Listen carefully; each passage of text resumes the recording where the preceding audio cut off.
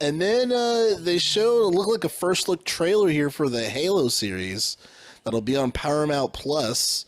Not 100%. I don't know. Did you get the chance to watch that, Church? Yeah, I mean, I didn't release the episode. I saw the trailer. I definitely saw the trailer. Yeah. What are your thoughts on that? Oh man, I am jazzed. I'm a huge fan of science fiction TV shows like sci-fi. The channel was like my jam growing up. I mean, we've been waiting for Halo for so long since like what Steven Spielberg brought it up like a couple of 10 years ago. Yeah, I remember. Right? I remember when Steven Spielberg, when the word Halo left Steven Spielberg's mouth, everyone lost their shit. Right. Yeah. Now we don't have him. But we got a TV show. He's like, guys, I was just talking about it. He's like, I don't really want to fucking do it. I just fucking appreciate it. They paid me to check. Yeah, exactly. Direct deposit a couple of M's. But I'm excited. I wanted to be good. I'm probably going to spend the money for a Paramount prescription for this show. I wanted to be good because I want to support the idea of video games going into the entertainment medium. So I'm just trying to support it.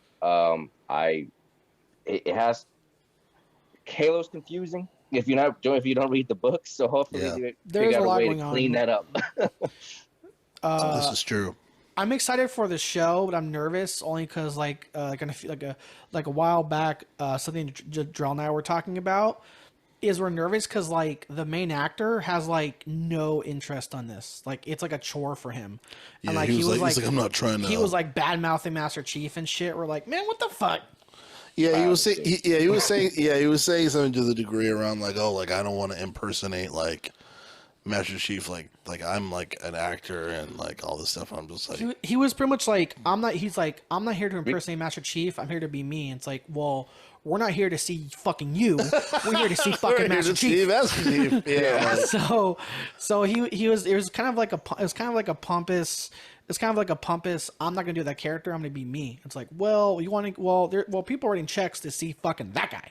So yeah. So dude, that does not give me a good feeling. Yeah, because we want to see Master Chief. Like you're not gonna see your face during the show. Whoa, if they show his face during the show, like I don't even know how I would feel about that. Dude, like that'd be wild, right? That's because again, that's the thing for me. It's like again, like you. It's like I was like, hey, are you hyped for a Halo show? Yes, but. Again, it's like, there's a ton of things. Like there was an issue with the Cowboy Bebop live action Netflix thing. They canceled it after the first season. There's like, oh shit. It's just like if it's like either if you come out the gate, or in this case before the gate opens, you're bad mouthing the source material. It's not good, my guy. And I'm not going to, but that was an issue with Cowboy Bebop with some of the castings there. Really? Yeah. It's like you have to give you bad mouth the source material or like, stuff like that, or like you bad mouth the fans looking for purity for the source material. It's like, well, this is what it is. Like, you know what I mean? Yeah. Sorry for him to say like, oh yeah, I'm not even gonna try to sound like Master Chief. He's like, I'm not even gonna try to do an impression. I'm not here for that. I'm here to do me. It's like, cool. Well, I'm not. Well, you're an actor. Act like fucking Master Chief. Go ahead. Go ahead. I was just saying we can't all have like a Henry Cavill who just like is in love with we were just talking about him before. We were. That's we crazy. were just talking about how Henry Cavill kind of made news in the UK because he was on the Graham Norton show, and Graham Norton kind of was like making fun of and bringing down his hobby of Warhammer 40K. It's like, oh, you play with toys. And it's like, well, it's Warhammer. It's been around for a couple of years, and you play with toys. And people and all. Wow. And the nerd gamer community was like, excuse me, I'm sorry. Let's dial it back a bit. But yeah, hold my beer. And it's funny you said that because, like I said, because Henry Cavill has been so outspoken and like he's a fan. Like Henry Cavill, he's the reference guy on set for The Witcher. He's like, let's quote this. For this scene, let's quote this part of this book. Let's quote this part from this chapter. And again, so they have something like that. Getting me hyped for the new season of The Witcher. And then here it's like, yeah, I'm not here to be Master Chief. I'm here to be me. It's like, I'm sure your credit in the show is Master Chief. So that's what are we doing here? Right. The last thing I wanted to say is I'm curious to see if they're going to show aliens in the Halo TV show. And depending on how the grunts act, it's going to... Dude. Yeah. Oh, no, he paused. He is right, though. He is. I I would love to hear the classic from the elites in the show. I would love, yeah, like little tidbits. Like just give us the little, it's like we want good content, but at the end of the day, if you kind of like like the Star Wars shows, even though those little like, hey, look, it's that. We like that. Yeah. I think the biggest concern that I have with, and I do agree with you, Church, as far as like seeing video games in this medium and people really appreciating the art of video games and how, hey, they're not just, things that like us nerds are just playing in the room. Like this is masterful art and can be converted into something like a TV show. My concern has always been, the cost of production and have it going against the art in itself. So like, for example, something like Halo, you have to have a significant fucking budget to run it, right? Like if it can't look like some like fan film that's gonna look like trash.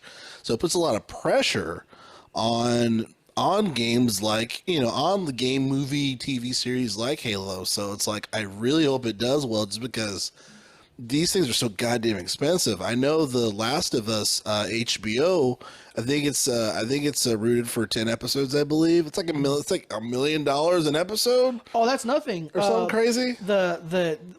So how there was either 3 or now 2, whatever. But there were multiple Game of Thrones other shows coming in. One of them was a prequel. One of the prequels just got canceled or like denied from after the pilot.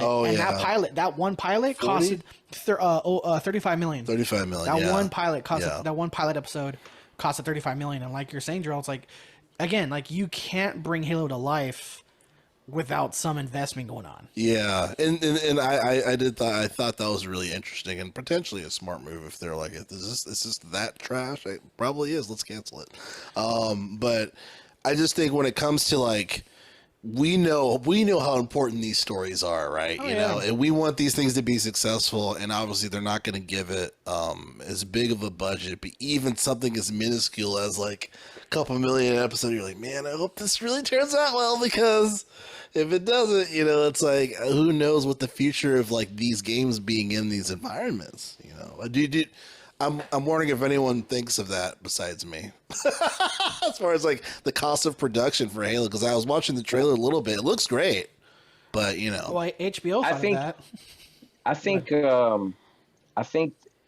they are thinking of it because Paramount Plus needs a banger of a show to get people for subscribers. Halo is the catch name, at least with gamers. What gives me some comfort is it's a sci-fi show. And sci-fi shows have been doing CGIs for a while.